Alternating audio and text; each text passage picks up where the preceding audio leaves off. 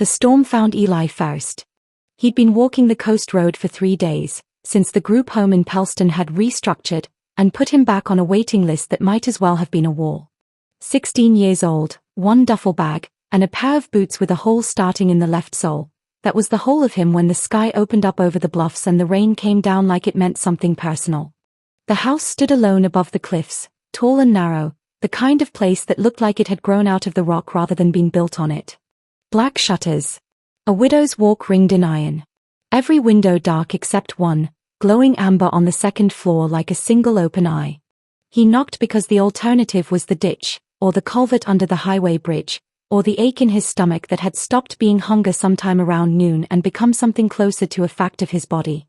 The woman who opened the door looked like she'd stepped out of a photograph taken in better light than the porch offered. Dark hair pinned loosely, a shawl the color of wine, and eyes that took him in, wet clothes, split lip from where he'd slipped on the rocks, the hollow of his cheeks, without a flicker of the pity he'd learned to brace for. "You'll catch your death out there," she said, and stepped back to let him in, as if this were the most ordinary thing in the world, taking in a stranger at midnight. Her name, she told him, was Odalise Bell. She made him tea he didn't taste and soup he ate too fast, and she watched him the way a woman watches a fire she isn't sure she trusts yet, not unkindly, just carefully. "You can sleep in the room at the end of the hall," she said. "Nobody's used it in a while." Eli didn't ask why. He didn't ask about the 7 photographs on the mantel, either. 7 different men, 7 different decades of fashion, all of them smiling at the camera in that particular way people smile when they don't yet know how their story ends. He didn't ask, that first night. He was too tired, and too grateful, and 16-year-old boys who have been hungry for 3 days do not interrogate the first warm bed they are offered. He found out about the husbands from the woman at the gas station the next morning, when Odalise sent him down the hill for eggs and he made the mistake of mentioning where he was staying. The clerk went very still. "The Bell house? Up on Cliff Road?" "Yeah. Mrs. Bell's letting me stay a few days." "Boy." She leaned across the counter, voice dropped low even though the store was empty. "That woman has buried 7 husbands. 7. First one drowned off those same cliffs. Second one's heart just stopped one morning, 41 years old, healthy as a horse the day before. Third one fell down her cellar stairs. I could keep going. Nobody in this town will say it to her face, but everybody knows what she is." He should have taken the clerk up on her offer of the storage room behind the shop. He knew that, even as he walked back up the hill with the eggs sweating in the paper bag and the fog rolling in off the water. Instead he found himself cataloguing things, the cellar door that Odalise always made sure was locked, the key disappearing into the pocket of whatever dress she wore that day. The 7 names carved into 7 small stones in the garden behind the house, arranged in a neat row like a crop she was tending. The way she flinched, just slightly, whenever the wind made the shutters bang, as if she were listening for a particular sound and dreading it. The way she looked at him sometimes, not with hunger, not with the cold calculation he'd been braced to find, but with something that looked almost like grief. Like he reminded her of someone. "Why do you keep me here?" he asked her, 5 nights in, when the tea was poured and the fire was doing its slow work against the damp. "Because you needed somewhere to be," she said. "Is that so hard to believe? The woman at the gas station says you buried 7 husbands." Something moved behind her eyes, not surprise. She'd expected the town to talk. She always expected it. "The woman at the gas station wasn't there for any of them," she said. "None of them were. So tell me." She was quiet long enough that he thought she wouldn't. "Then, not tonight. Ask me again when you're ready to hear the answer and not just the story you've already decided is true." That should have frightened him more than it did. Instead it made him want to stay. He gave it 4 more days, days of her teaching him to fix the leak in the roof, of finding out she made the best bread he'd ever eaten, of watching her stand at the widow's walk some evenings, arms wrapped around herself, staring at the water like she was waiting for something to come back out of it.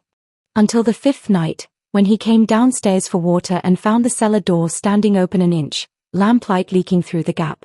He knew he shouldn't. He went anyway. The stairs were stone, worn smooth in the center from decades of feet. The air got colder as he went down, and quieter, until the only sound was his own breathing and, underneath it, something else, a low, steady, rhythmic sound he couldn't place. Breathing. Someone else's breathing. The cellar wasn't a grave. It was a room, a real room, with a cot and a lamp and a shelf of books and a man sitting in a chair by a small iron stove, grey-haired, gaunt, very much alive. "Who are you?" the man whispered, looking up with an expression of pure animal terror. "Did she send you? Did he send you?" Before Eli could answer, Odalise's voice came from the top of the stairs, quiet and utterly without anger. "Come up, both of you. I think it's time."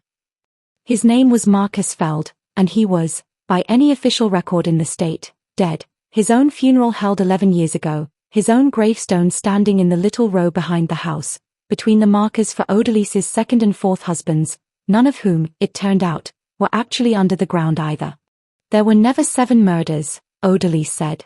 She sat across from Eli at the kitchen table, hands wrapped around a cup she wasn't drinking from, Marcus hovering nervous and pale in the doorway like a man unused to open rooms.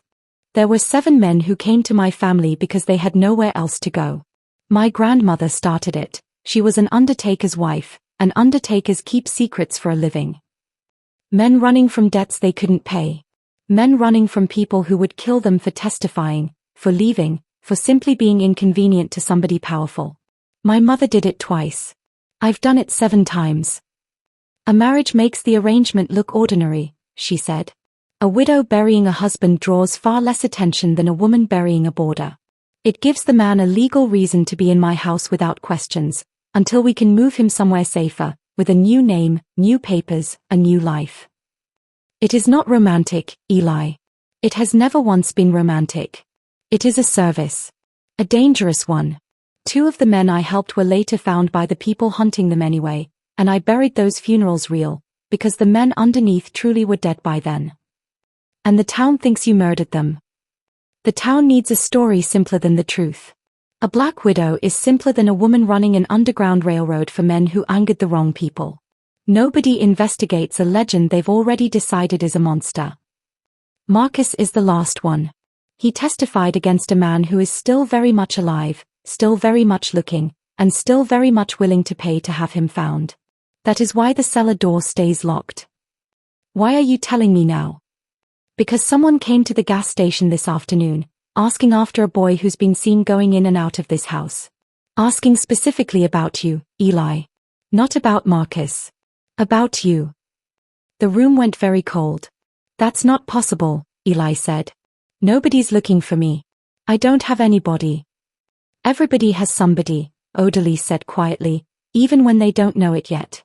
What's your last name, Eli? Voss. Why does that? He watched the color leave her face. Marcus, she said, not taking her eyes off Eli. What was the name of the man you testified against? The one still hunting you. Marcus's voice, when it came, was barely a whisper. Voss. Daniel Voss. The silence that followed had teeth in it. My father, Eli said slowly, the pieces arranging themselves into a shape he didn't want, left before I was born. I never knew his name.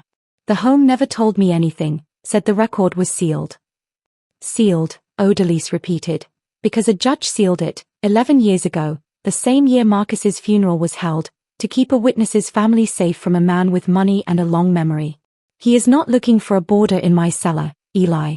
He is looking for his son.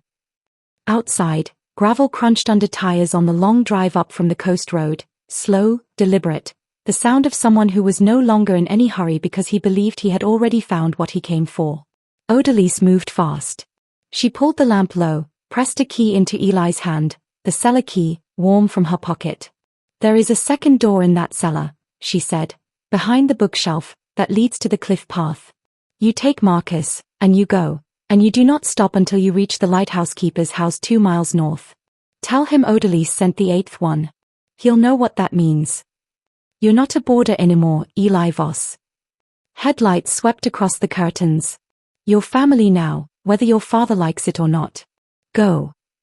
He went, Marcus's trembling hand gripped in his, down into the cold stone dark, toward a door he hadn't known existed an hour ago, while above them the front door of the house opened to let in a man Eli had never met and would spend the rest of his life being glad he'd never had to. Behind him, he heard Odalise's voice, calm and clear and utterly without fear, greeting her visitor like an old friend she'd been expecting all along. Buying, with nothing but her own steady nerve, the 2 miles of time it would take a homeless boy and a dead man to disappear into the fog and become, at last, nobody's story but their own.